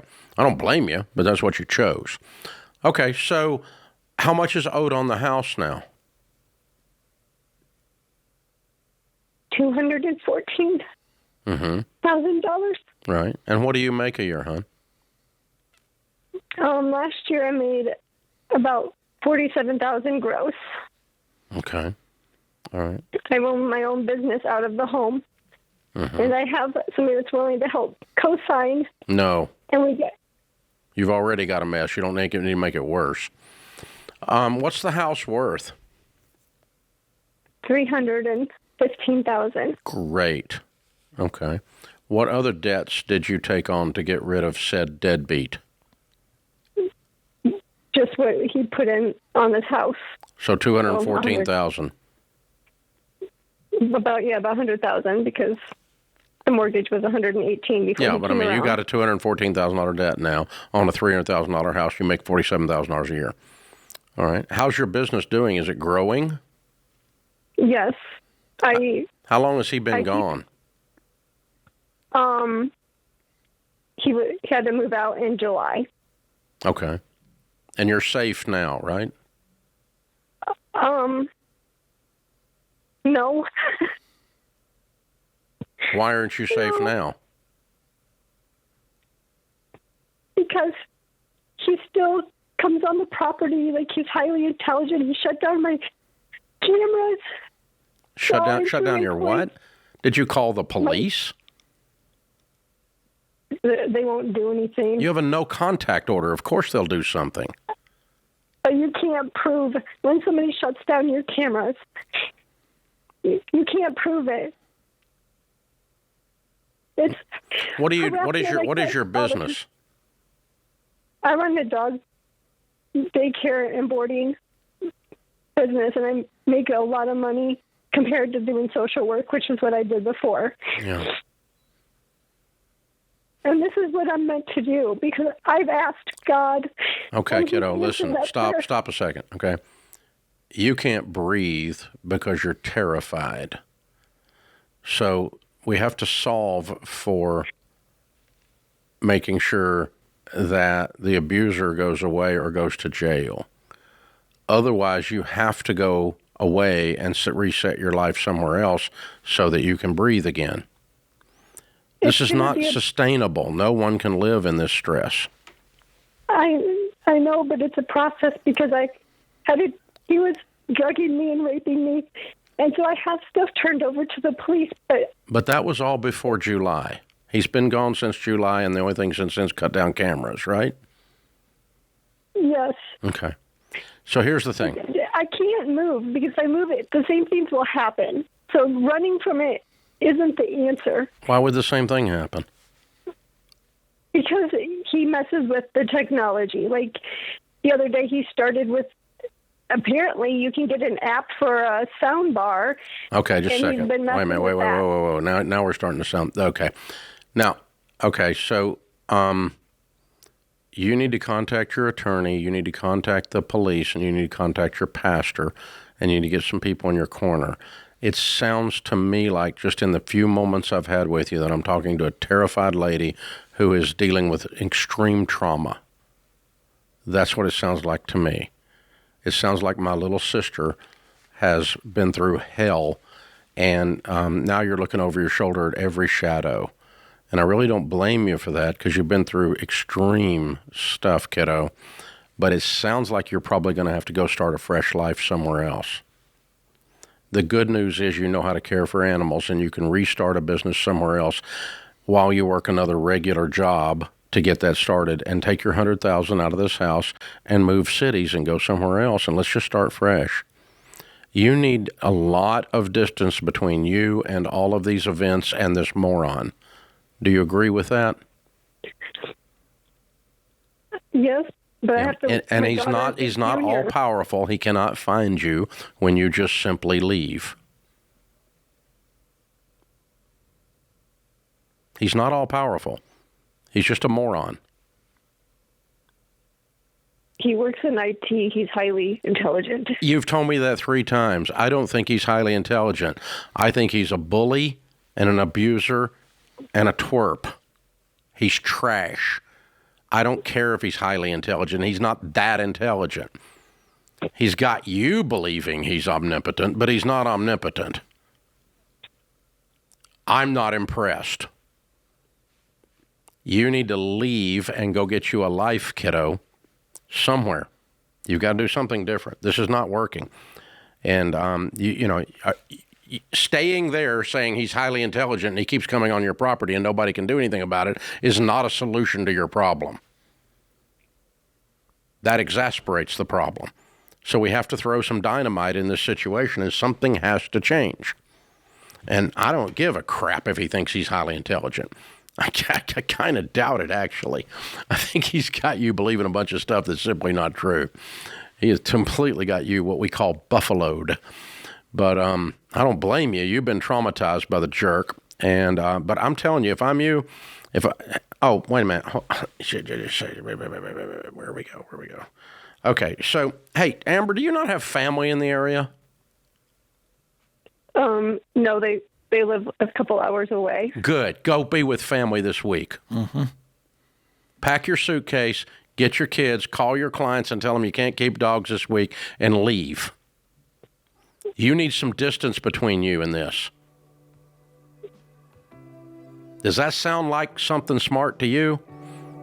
You're going to have to take some action steps. Okay, because your dad and your brothers need to know this so they can beat the hell out of this guy. Somebody needs to stand up to this guy, okay? And it's not you. Somebody needs to get between you and this moron, and you got to get some distance between yourself. So you need to check yourself into a domestic violence shelter, or you need to go be with your family tonight, right now. Get off the phone, go pack your suitcase, and go do that right now. You got to put somebody in between you in this mess to where you can start to get your perspective back. But you have some options. They're not pretty, but you have some options.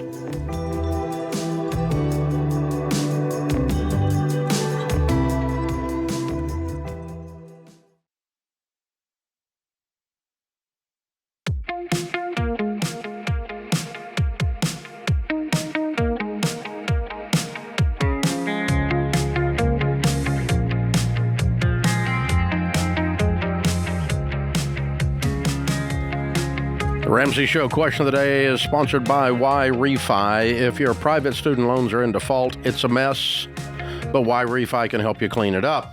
Why Refi helps borrowers refinance with low fixed rate payments and a clear plan forward, so you can clean things up and get back to making real progress. Go to whyrefi.com/Ramsey. That's the letter YREFY.com/Ramsey. Might not be in all states. Today's question comes from Declan. Let me say that right. I think it's Declan in California.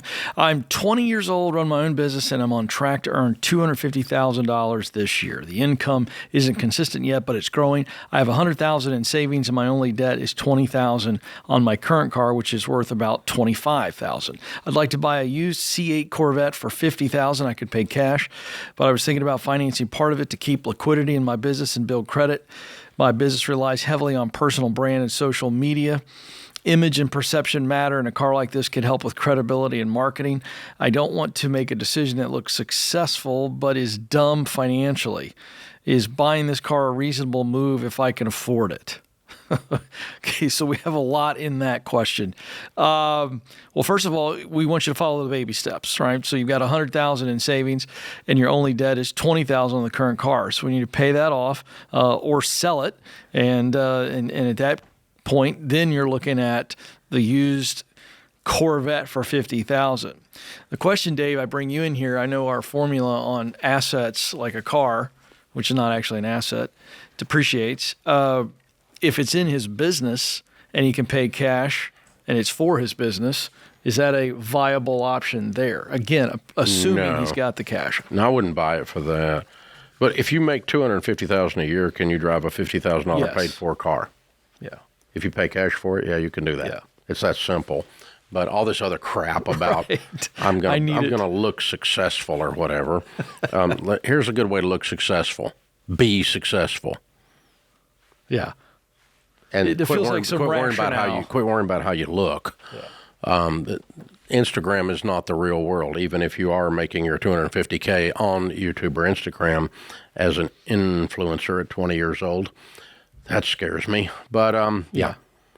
If your income is steady at $250 and above, you really think you're going to be making that, can you afford to drive a $50,000 car? The answer is yes, if you pay cash for it. Right.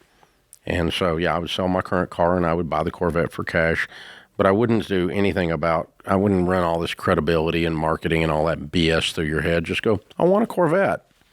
I've got the money, and it's not a big percentage of my overall world. Yeah. And that's, our rule of thumb is if you can pay cash for it, it's not brand new, and all of the things that you own with wheels and motors are less than half your annual income, because they all go down in value, then, it's okay to purchase that. And don't buy a new one unless you have a net worth in excess of $1 million. Those are our 3 contact rules on vehicles of any kind: cars, boats, pop-up campers, whatever else, right? And so,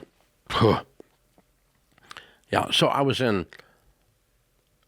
a city, I'll just say, in Ohio last week, working. We were out there traveling. And we went by, I guess that city, they make, or maybe the manufacturer or something of a RVs is there. I've never seen so many thousands of RVs, like parked all across the side of this hillside. Wow. It just blew my mind. I thought, that is a lot of rust. Yes, that is a lot. Yeah. Because every one of those stinking things is probably $100,000. Oh, yeah. And more. Oh, and there was thousands of them. Where are those things going? It's just blew my mind. I felt like a country boy going to town. I'm like, what are they doing with those things? But it's crazy. You know, it's funny. They're making money on the financing of all of those. That's where the money's at. I guess, because, man, they're sitting out there in a field rotting down, looked like to me. Oh, my gosh. Really? I'm sure they're being shipped to China or something. I don't know. Wow. Crazy. But yeah. So, Declan, in business, when you do anything for appearances, you can write that down under the dumb column. Yeah. We don't do we do things that give return on investment in business. And trying to appear to be something is never a return on investment. Just be the thing, and then people will figure out that you is the thing. Yeah, like if you're basing all of your success on the car that you put in social media, TikToks or Instagrams, for that, you don't have to spend cash on that. I'd go rent a car like that. See, that's where you start rationalizing. Yeah, a number of these purchases. Guys that are music artists, and they rent a jet for the day to do their video, and it never leaves the ground. That's exactly right. Like they had a jet. Such an illusion. It's hilarious. So play the game, and that's a fraction of the cost. Yeah. Julie is in Houston. Hey, Julie, what's up? Hey, we're big fans. Thanks so much for taking my call today. Thank you. How can we help? Well, okay. I have a question about a specific long-term care option. And it's an indexed universal life insurance policy. No, it sucks. Benefit. Oh, and a long-term. Okay, so here's the backstory is. So my husband and I are nearly 60. We're pretty healthy. I'm still working. Husband's semi-retired. What's your nest egg? In egg? College. We have about $2 million in mutual funds. We have no debt. Whoever's trying to sell this to you, stay away from them. Okay. So we're getting a little money from an inheritance, about $100,000. So that's been our question is, for two $50,000 premiums, we could buy this thing, which, of course, if we do get sick, has 6 years of a really good payout. Or we could just put it in with the rest of the rest of your investments. I would if I had $3 million. Let me tell you, I'm 65. Okay, net worth of hundreds of millions. I'd have zero long-term care insurance. I want to buy long-term care insurance for people. I want people that have $1 million or less net worth to buy long-term care insurance because a nursing home stay is $100 a year right now, and the average time is 2.9 years. Yep. So you got a $300,000 exposure is what you got on average. You can self-insure that with $2 million. Yeah. Okay. Just self-insure it. I would not. I would just, if he has to go to the nursing home, and by the way, he will before you on average. 75% of the ladies outlive their husbands. Yeah, well. That's the average. He'll be a beast in a nursing home, so hopefully he won't make. Yeah, well, hopefully he won't or maybe it's long enough that the $2 million is $10 million, and you just hire somebody to live at the house and take care of him. Yeah, okay. That's kind of what we were wondering. I mean, it sounded good, but it doesn't. It isn't good. It's a piece of crap. It's whole life insurance that you're prepaying up front, and then supposedly the cash value will cover your long-term care insurance. You'd have been much better off to just invest the money and let the interest off the money buy your own long-term care insurance. But even better yet, in your situation, you guys can self-insure through it. Yeah, okay. But long-term care insurance is excellent if you're over 60 and your net worth's under $1 million, $1.5 million. Oh, interesting. Okay. But never use life insurance as an investment. 100% of the time, those policies suck. And this one sucks particularly bad. Index Universal Life is one of the worst products on the market today. And it's only sold by those goobers that sell it. And everyone else in the financial world looks at it and laughs at these morons like they are the payday lender of the middle class. So, again, if this is your financial planner pitching this, you need a new financial planner. I don't know who's pitching this to you, or if Charlie over at the church, then you just need to distance Charlie to no business with Charlie at the church, if this is what the crap he peddles is. Hope I wasn't unclear. Just be careful of Charlie. He's not all smiles and handshakes, folks. By the way, my favorite line of that is, he would be a real bear at the nursing home. She knows I got to get a nurse for my husband. He can't. He would terrorize the a whole. large nurse Ratchet.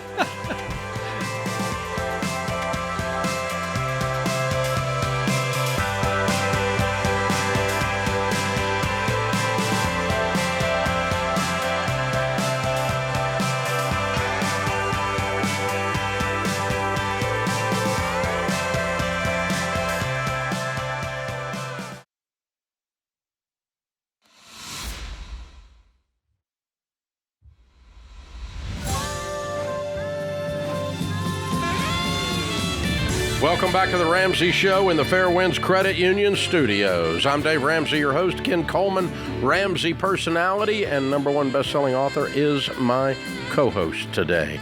Naomi is with us in Los Angeles. Hi, Naomi. How are you? I'm good, man. How you doing, sir? Better than I deserve. What's up? Well, first of all, I want to thank you for taking my call. I have $112,000 in debt. I have 4 credit cards, and I also have a car loan and a personal loan, some student loans. The student loans right now are deferred. I have actually 3 jobs. I have 2 jobs that make me about $90K a year. And then I have another job, which I'm a waitress, and I make about $12,000 a year, and that's cash paid. Okay. So that's like $102,000 is your income. And you had to have $112,000 in debt. Agreed? Yes. Okay. How old are you? I'm 40. Okay. Are you single? I'm a single mother, yes, of 2. How old are your babies? One of them is 18, and the other one is 7. Okay. All right. 18-year-old adding some income to this equation? He's starting to. When? He has a part-time job, and he's seeking a full-time job. Yeah. Time to be a man, my son. Yes. Yeah. Because his Princess Warrior single mom mother has helped him get all the way to 18, and now he needs to not be a burden, but instead be a blessing. Okay, that's one thing. Okay, cool. All right, so it sounds to me like that you've been raising 2 kids on your own in the Los Angeles market, and this is a very tough road, and you work your tail end off, and you feel stuck. That's correct. Yeah. I currently have, by Friday, I'm gonna have $9,000 in cash, which I'm trying to pay a credit card off, and I have my emergency fund of $1,000 in euro money. Euro? Why is it in euros? Yes. I was stationed in Europe, and so I brought back some money that I had myself. So you were in the military? Yes, I am. Oh, you are now? Yes. Okay. Thank you for your service. Mm-hmm. Okay. I would convert the euros to dollars immediately. Okay. We're not playing foreign currency. We're just trying to have $1,000. Okay. That's correct. And then then I'm going to list all of your debts, smallest to largest, and I take it your credit cards are probably your smallest debts, correct? That is correct. Yeah, so list them smallest to largest. We're going to pay minimum payments on everything, cut up the credit cards, and get in attack mode. How much do you owe on the car? On the car, I owe $30,000. That's a lot. Okay. And the student loans, are they on hardship deferral? Yeah, they're on defer. Good. And they're $30,000 on that. That's where they need to be right now. Okay. So that's 60 of your 112 is those 2 things, and then you got a personal loan. What is that? Just at the bank or credit union, or to an individual? It was through the credit union. Okay. All right. Ouch. And how much is it? That one is, I believe, is 24K. Okay. All right. So here's what I would do if I were in your shoes. It sounds like you've kind of got this on the run a little bit. At number 1, 18-year-old starts bringing some money to the table, and he at least carries his own weight. No pun intended. Okay. Number 2, we'll list our debts smallest to largest and attack them in that order after we've converted the 1,000 euros into $1,000. Okay. And that's probably going to give you a little extra to throw on the other things. So we're going to list the debts smallest to largest, attack them in that order. We're going to get on an EveryDollar budget. Every dollar needs to behave. What you have tried to do and have somewhat successfully done, is survive. And while you were surviving, you just thought, I can work hard enough and be real careful and everything will work out. And it didn't. You work hard. You worked like a crazy person. You're a hero. You took care of your kids. You're amazing. I'm so proud of you. So are you getting child support on the 7-year-old? No. Why? He makes about I think about 150 to 170,000, and he pays zero child support. Why? I don't know. I think you should drop by the JAG office and say, gentlemen, I need some help. I think JAG will help him pay. They're really good at it, by the way. Okay. Like tomorrow. Yes. Yeah. Give him all of his information. Say 7 years, he's never paid a dime in child support. And, that's what JAG's for. They're for you. They're going to help you out. They'll take care of this. It'll be amazing how efficient they are at it. Because in the military, they do it all the time. So you guys, take care of you, and you should be taken care of. All right. So that'll help, too. And I want you on that EveryDollar budget because I want every dollar to behave. I want you to pretend like I hired you and I'm paying you $100,000 a year, and your job is to get these bills paid. And you would be very detailed if I told you that, right? That is correct. Yeah. And so I'm going to give you EveryDollar and get you signed up for it because it's going to guide you on what to do, and it's going to help you lay out every dollar has an assignment for the whole month. And I just want to commend you, Ken. I mean, to fight what she has fought for all these years, as a single mom, working her way through this, it gets lonely and you get tired. Yeah. Well, you got 3 jobs, and that doesn't even count the waitressing job. So you get 3.5. So you're not going to be stopped if you've got a plan. But 2 things. I want to circle back to, you need to take this deadbeat to the law and make his life so miserable he starts coughing up money. Don't get weary on that. Take that warrior mindset to that. The second thing is, if you have any equity in that car, do you have any equity at all in the car, or are you upside down? I should have equity. How much? It's a Toyota. I don't know. All right, here's what I want you to do. Okay, look it up, because that $9,000, if you've got some equity, pay that car off. Sell the car rather, Sell the car, take what's left over of that $9,000 and get yourself a functional car, because that car payment of yours is pretty big, I'm guessing. What's your monthly car payment? $740. Yeah. Ma'am, that's that's $9,000 raise essentially. Sell the car and use that cash to get a functional car. Instead of paying down the credit cards. I agree with Ken. I just want to get you some more breathing room quickly. So let's pretend that the $30,000 car is worth, or $30,000 debt is, and the car is worth $35,000. If you can sell it, get that $5,000 in your hand plus this $9,000 and buy you a $15,000 paid for car, that's a nice car. Yeah. And now you got no car payments. Zoom, zoom. We just kick this thing into high gear. Yeah. And because that car is $750. Jeez. Wow. Yeah, that's a good catch, Ken. I walked right by that. I missed it.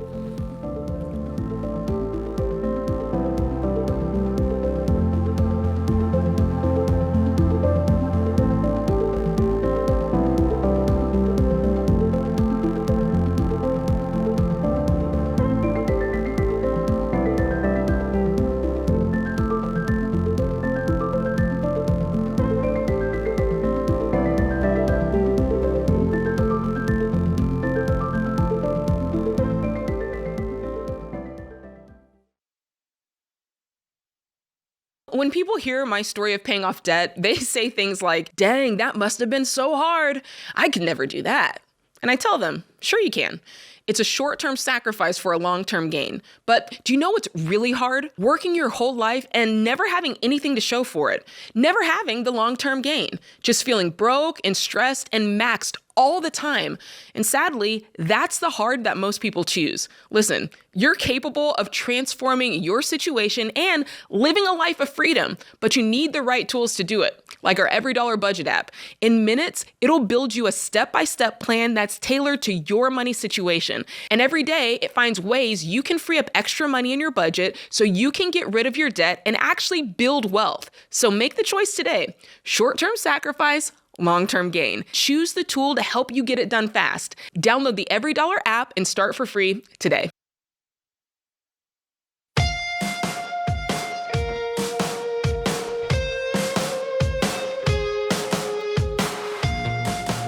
One of the best things you can do for your finances is to have a really good tax pro in your corner that you can trust.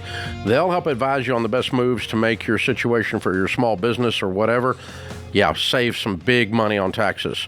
And if you've had big life changes in the past year, you need to think about that as well. A divorce, a death, a new big job, something big happened, good or negative. You need a tax pro in your corner, and especially you're running something complicated or a small business. RamseySolutions.com/tax pro to find CPAs and enrolled agents that have been vetted by the Ramsey team and are Ramsey trusted. David is in Mobile, Alabama. Hi, David. How are you? Hey, Dave and Ken. Thanks so much for taking my call. Sure. What's up? Well, first of all, 15 years ago, I was in a bad place, lots of debt, more than I care to admit. But thanks to you and your team over the past 15 years, my wife and I are now in baby step 7. I've been on the debt-free stage. I've been on the cruise, been to your place, and we're baby steps millionaires. So way to go! I'm proud of you for all you guys have done. But good for you, man. Along the way, we've raised our kids to be Ramsey kids, I guess. And so my oldest son, he's been married now for about a year. He and his now wife have been through the high school curriculum. They went through Financial Peace University during their marriage counseling. No debt, cash flowed college, vehicles, everything, no debt. And they've just gotten approved for their first mortgage to buy a home, very reasonable house. And they've got $30,000 to put down. And the mortgage lender kind of threw us a curveball the other day. And she told them if they would take $5,000 and put it in an account and use that to secure a $5,000 note and pay it for 6 months, that would give them some credit and potentially lower their rate by up to 1%. And I guess you're being overcharged. Okay. If you go to Churchill Mortgage and they do manual underwriting, there will not be a difference in the rate.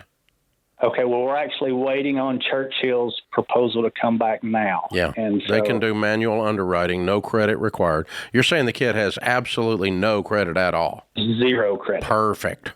Yeah. Okay, so has he had a job?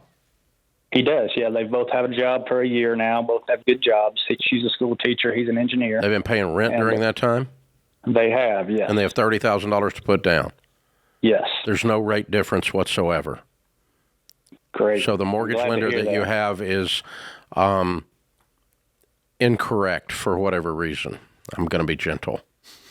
Okay. But yeah. All right. Well, that's good to hear. Like I said, she has applied at Churchill, and she's waiting on that information to come back. But that kind of threw me a curveball when I heard that. Yeah. Hang on. I'll have Christian pick up, and we'll make sure our team holds their hand and connects them into Churchill, because I don't want them to do this other deal. I want them to get a good manual underwriting mortgage loan. We do it all the time and have for decades with no credit at all. There is no interest rate difference.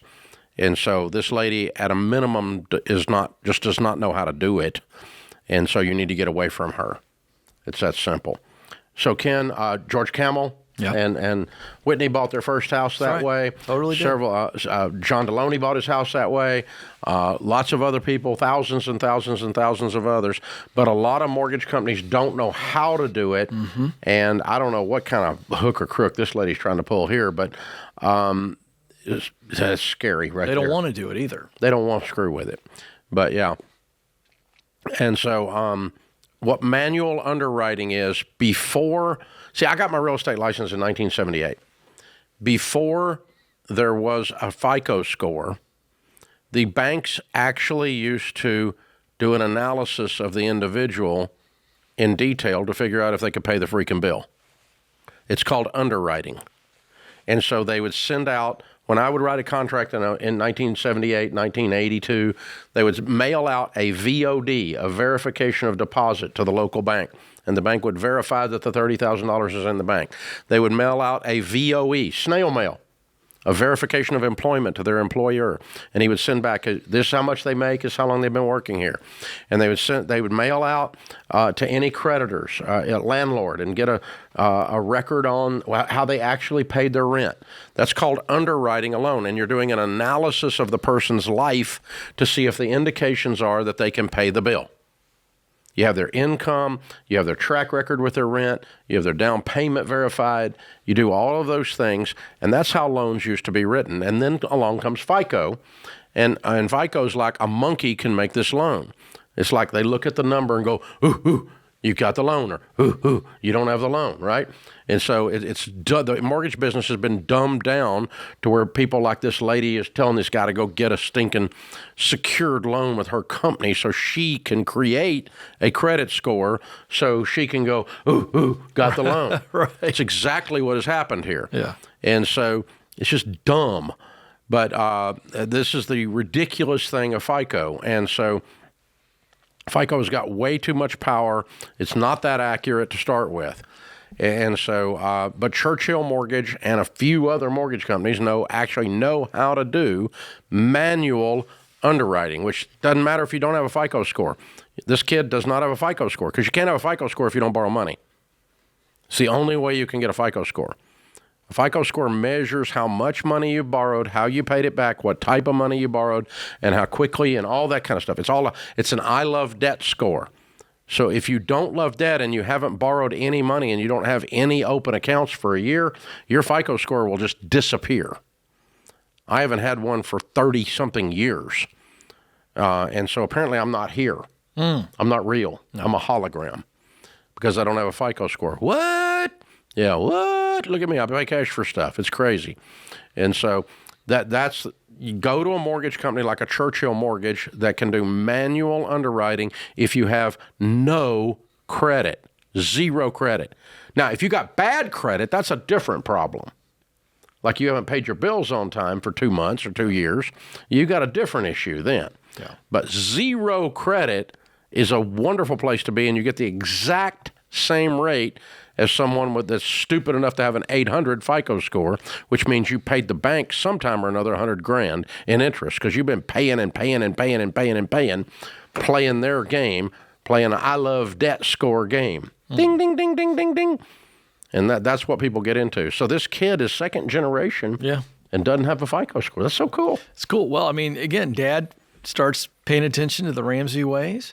And when you're raised up in that, 15 years later, some of he's a that millionaire. sticks, right? He's a millionaire. He's a millionaire. So the son gets it. But see, this is the whole thing. You mentioned the word game. It is a game. These banks, they understand what they're doing. They need you paying interest. That's where they make their money. So it's a game. So we're going to create this system that everybody needs to play ball by. Diana's in San Francisco. Hi, Diana. How are you? Oh, I'm doing great. Thank you for taking my call. I think you guys are terrific. Thank you. How can we help today? I'm 79 years old. I have no debt except for my house. I owe $125,000 at less than 3%. I have $96,000. I've heard you speak of stock market and mutual funds, and I understand the 4 ways you put in. I'm wanting to know actually if I can do something like that with what little I have. But my initial question is gold, silver, and you have coin, you have solid, you have paper.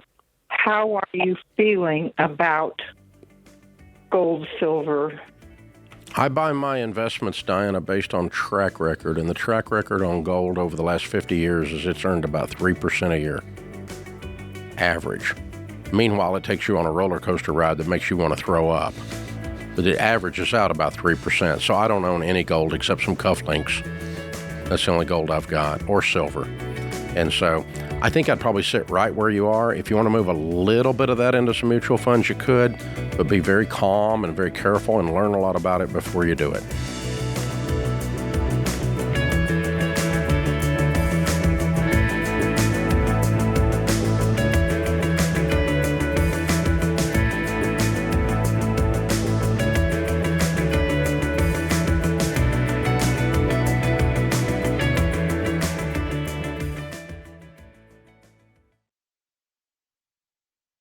Hey guys, I've got big news. The Ramsey Show is going on tour, and this is your chance to be more than just a listener. You get to be part of the show. So hear questions asked live and experience the kind of momentum that only comes from being in the room. We'll be in Charlotte, Denver, Phoenix, and Anaheim with a limited number of seats in each city. So last fall, we completely sold out in 72 hours. So do not wait. Get your tickets at RamseySolutions.com/events or by clicking the link in the show notes.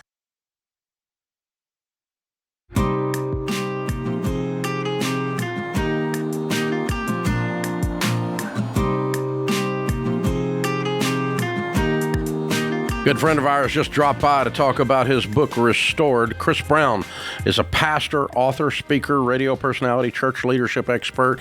He planted a church here in Columbia, Tennessee, just south of here, just a few years back. I spoke over there yesterday. Thousands of people coming out. It's an incredible young church exploding. It's kind of like, Ken, it's kind of like going to a youth conference. A lot of young people. It's a lot of fun. The praise and worship is a blast. It's a lot of fun. Anything but boring. And Chris and Holly have been friends of ours for 20 years. Chris was on our speaking team here for a while. So me and Ken and Chris have shared the stage many, many times and shared airplane seats for that matter. A lot of hours flying around all over the place and working together. But the book is Restored, Transforming the Sting of Your Past into Purpose for Today.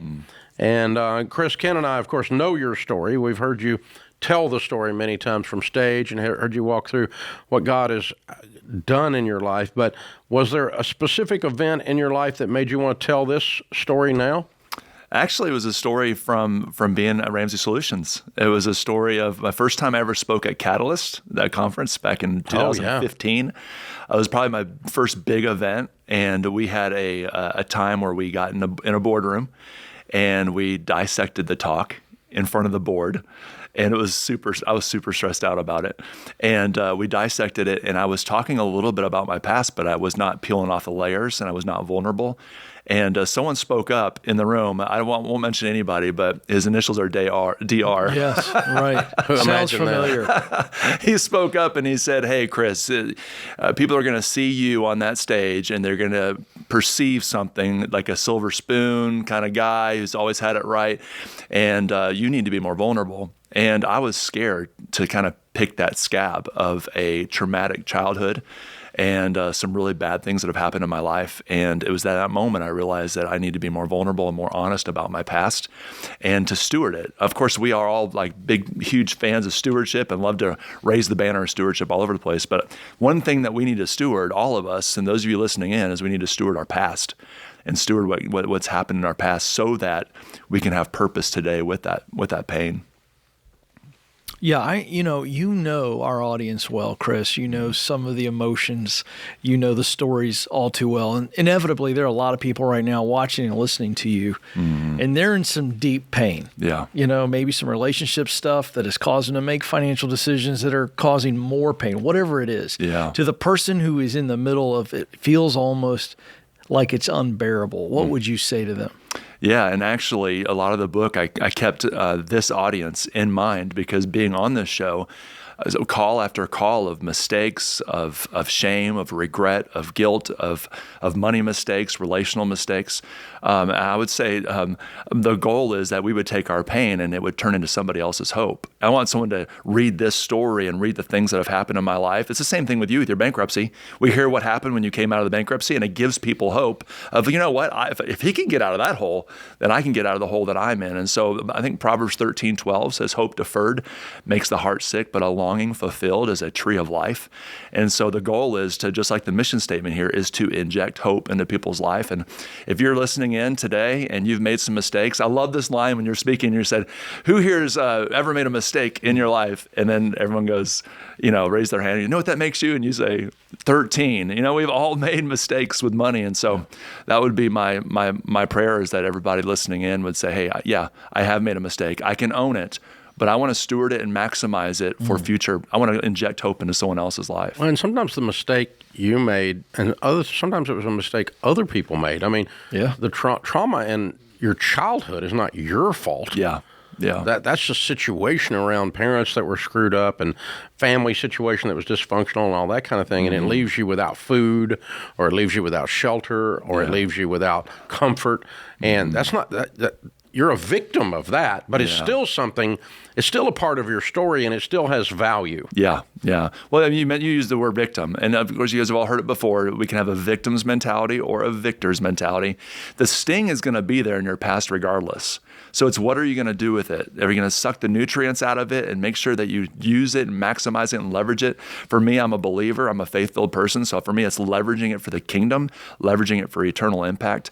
But man, all of us who've made mistakes, those of you who've made mistakes with money, take what you've learned, the principles you've learned, and then help your neighbor, help somebody in your class, help somebody in the workplace. And that's what the whole book's about, is to leverage whatever's happened in your past. You can't change it, whether it's happened to you or you did it to yourself, and maximize that for the kingdom, or maximize that for maximum impact here on this earth. The book is Restored, Transforming the Sting of Your Past into Purpose for Today. Chris Brown is our guest, local pastor, friend of ours, and a member of our team in the past, and we've gotten to work together all these years. So one of the things that people ask all the time, since we're people of faith, and they ask you the same thing as a pastor, I'm sure, is, okay, if I'm in the middle of this stink, maybe I caused some of it, maybe some of it was brought on me by other people. Either way, I'm in the stink. Where's God in the stink? Yeah. The world, the Bible says, and I believe it's in Matthew chapter 7, I believe it says, there will be troubles in this world. But Jesus says, but I have come, take heart, I have overcome the world. And so we do have to know that there is evil, there is darkness in this world, so things are going to happen to you. And we have a responsibility to be the light in the darkness. If you've heard it before, a thermostat or a thermometer, we are to bring the light, and we are to stay close to Jesus. So whatever you're struggling with today, and you just need to know that Jesus is right there with you. That's been huge for me, to know that my hope is not just in wishful thinking, but my hope is rooted in the promises of Christ, a hopeful expectation of a better tomorrow based on the promises and the character of Jesus. It's just a big difference between that and hopeful thinking. I've run into so many people that verified the same experience I had 30-something years ago at the darkest of moments. Like, I see absolutely no way out, and I have this strange peace anyway. Yeah. It's like, this does not even make sense that that I have less anxiety, and I have no idea how I'm going to get out of this. And what it's going to look like. But here I sit at the bottom with a baby and a marriage hanging on by a thread, bankrupt, and I have no idea what all this is going to happen, of course. But I remember distinctly sitting there having this peace that passes understanding. Yes. It's strange, and I think that's God just showing up and going, you're going to be okay. And even if your brain doesn't tell you that, it just soaks through the rest of your body, and the rest of your body goes, for some reason, I think I'm going to be okay. Yeah. Chris, I know you write about this in the book, and your story is very powerful. I'm very excited about our audience checking this out. But one of the things that we humans have to face in the process of healing is dealing with shame. Yeah. Shame is such a powerful emotion, even years later. How did you unlearn shame, if I could word it that way? Or what would your response be to someone who's just kind of wallowing in some shame? Yeah, I think shame is just, I think it's a gap between your expectations and what actually was reality. So I think for all of us, we just need to understand that we are going to make mistakes. So when you make one, you're not shocked. It's not if you're going to make a mistake, it's when and how big is it going to be, because we are fallen humans. Romans 3:23 says that all of us have fallen short of the glory of God. And so for me, that fell off me when I'm like, don't be surprised when you make a mistake. Also, the fact that we learn from our mistakes. mistakes, and that really helps us in the future, and it builds our character. So that fell off of me really, really fast that way. And then anytime that you're helping other people, it helps reduce the shame because now you've leveraged something out of it. The Bible says in Proverbs 11:25, those who refresh others themselves are refreshed. Yeah. And so for me, I've used even my bankruptcy that happened in the recession in 2007, 2008. I've used that to take biblical principles that I've learned from Dave and learned from Ramsey Solutions, and I've tried to just maximize everything I learned as I've clawed out of bankruptcy to be successful with money again and try to restore that shame. So the refreshment now just trumps the shame. Yeah, it's good. Pastor Chris Brown, we're proud of you. Thank you. We love you. Yeah. Glad you stopped by again today. You're welcome anytime. The book is Restored, Transforming the Sting of Your Past into Purpose for Today. Be sure you check it out.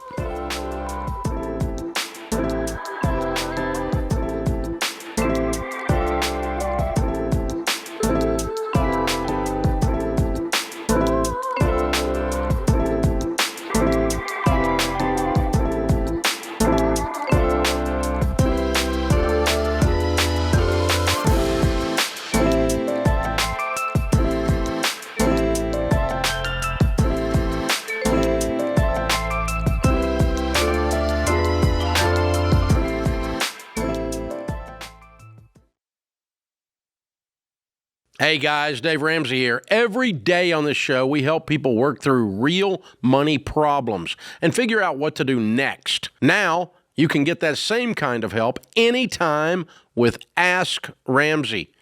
Ask your money question and get answers built on Ramsey principles we use on the show. Whether you're making a decision or just want something explained, Ask Ramsey is here to help.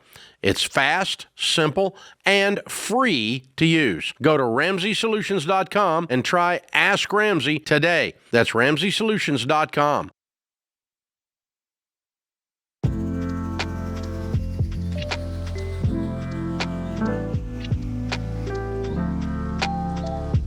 Our scripture of the day, Proverbs 16:8, better is a little with righteousness than great revenues with injustice. Albert Einstein said, try not to be a man of success, but rather try to become a man of value. Ooh, there you go. Felicia's in Chicago. Hi, Felicia. How are you?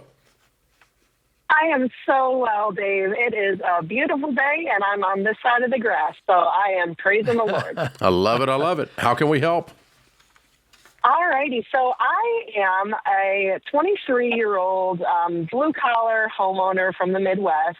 I'm in a pretty, I'll say, uniquely blessed financial situation that I can't really find many resources on just how to navigate. So from age 18 to now, really, I guess I made a lot of really dumb financial decisions. I racked up about $15,000 in credit card debt, bought a brand new car in 2021, got underwater in payments, and I even took out a debt consolidation loan on those credit cards. You did all the stuff. But I did all the stuff, yeah. I'm they say you make up for the mistakes you make in your early 20s and your later 20s. I'm doing it now. But I kept using the cards on top of paying my mortgage. And at worst, I was over, I want to say, just over $25,000 in consumer debt. So in November 2025, my mom passed away from cancer and left my sisters and me the beneficiaries of her life insurance policy. And I used that money to completely wipe out all of my debt. So including now, your house? 23. No, I still have my mortgage. I'm sorry. Okay. Everything. So you're debt-free except the mortgage, and you make what a year? Yes. I make just about a little over $80,000 a year. Good for you. Okay. Your question's what? Thank you.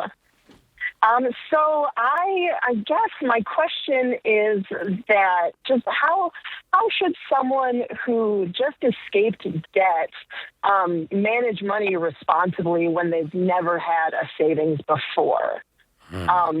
I just saved my first $2,000, and I kind of feel like a little kid, and your mom just gave you a $10 bill. You know, it's like restless hands and all that. First and foremost, I would use the story that is your life as my motivation. Okay. In other words, if I misbehave with money again, that is bringing shame to the legacy that my mom left me. Sure. I don't want to disappoint her if I'm you. Right. I never thought of it like that. That is a fantastic way of looking at that. So when you look at it and say, I've got to do this because mom got me cleaned up this time, there's not going to be another one of those if I screw up again. And so I need to honor that memory, cherish that gift, and the way to say thank you for it is to be a grown-up going forward. Now, then once we say that, we say, okay, how do we do anything well? Well, it starts with a plan. I mean, if you want to get in the car and leave Chicago and you say, I want to go to Florida, you don't just start driving. You actually load a map, call on your GPS, and it starts to give you a step-by-step. First, when you leave Chicago, you're going to go to Rockford, and then you're going to, or whatever, and then you're going to go to, and then you're going to go to, and then you're going to go to, and if you keep doing, and then you're going to go to, you'll look up and you're in Florida. And so if Florida is wealth, what are the steps? What's the map look like to wealth from where you are? And and so we're going to lay out a game plan. That's a budget, and we're going to give you EveryDollar, and give you a trial run on it, where you take this app and you download it, and you take your income, and I want you to tell every dollar of your income what to do, as if it was your job to manage money for you Incorporated. Okay. It's your job now to be an adult, not a child, and manage money responsibly for you Incorporated. And you have to report to your boss. You have to look, and turns out your boss happens to be in your mirror. Okay? So your job is to manage money for you, because you make too stinking much money, and you got this wonderful one-time get-out-of-jail-free card, and you can't screw this up. So I've got to make this money behave. As you said, I've got to be responsible. And I love your attitude. I think you're awesome. And I think you're going to be able to do it. I talk to some people sometimes and I can't tell if they're going to do it or not. I think you're actually going to do it. Mm-hmm. Yeah, I appreciate that. Listen, thank you so much. And listen, let's get Gazelle and Tints in the baby steps. You know them well. So you are on your way to fulfilling baby step 3, right? So what's the target? Is it 3 months expenses? Is it 6 months? What are you going to do? Yeah, write down a number. Write down a number and just chunking money out of your income to get there. That's right. And then once you get done with that, now it's 15% of that income, and we're going to start investing for your future. And at 23, you're going to be a multi-millionaire. If you save 15% of your income with an $80,000 income, you're going to have $10 to $20 million when you get to 65. Oh, that is so hopeful. Oh, my goodness. That's Dave. the gift. That's the gift your mother gave you if you're a grown-up. Mm-hmm. If you're a child, you'll be broke and living on social insecurity. Mm-hmm. So choose well. Right. Yeah. I sure will. Oh, that is fantastic. You got it, kiddo. I'm proud of you. You can do this. Mm-hmm. So lay out a written game plan and then use the money that you find in the budget to walk right up those baby steps, as Ken indicated. That is perfect for you. And we're going to do it all in Mom's memory, all to honor the free get out of jail free card that she gave me. And I get a clean slate. I get grace. I get the chance to start over. I get a do-over. Remember playing football in the backyard? You get a do-over? Oh, love do-overs. You know, that's what this is. She got a do-over, man. She gets another shot. That's so cool. Ben is in Austin, Texas. Hey, Ben, what's up? Doing good. How are you, gentlemen? Better than we deserve. What's up? All right.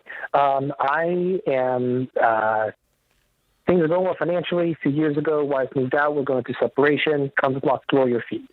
To help me out at one point, a friend gave me a loan for $26,000. Good Lord. The backup, this has been the most expensive thing in my life. that was originally backed up against my 401k, and he said, "Look, you know what? You come March, you go ahead, and if we need to, we'll do that." So I'm typically net cash positive unless a bunch of legal stuff comes up, and then all the positive that I was goes out the window. So here's my question: cash out 401k and pay that off, or I've been finding some personal loans through, whether that's Upgrade or SoFi, so there's other things that will end up costing me an extra $5,000 over the term of the loan. So if I cash out my 401k, what do you I'm gonna make? 20 grand. 110. Are you past the divorce now? No, sir. We're still in the thick of it. Okay. So how are you going to cover the future legal fees?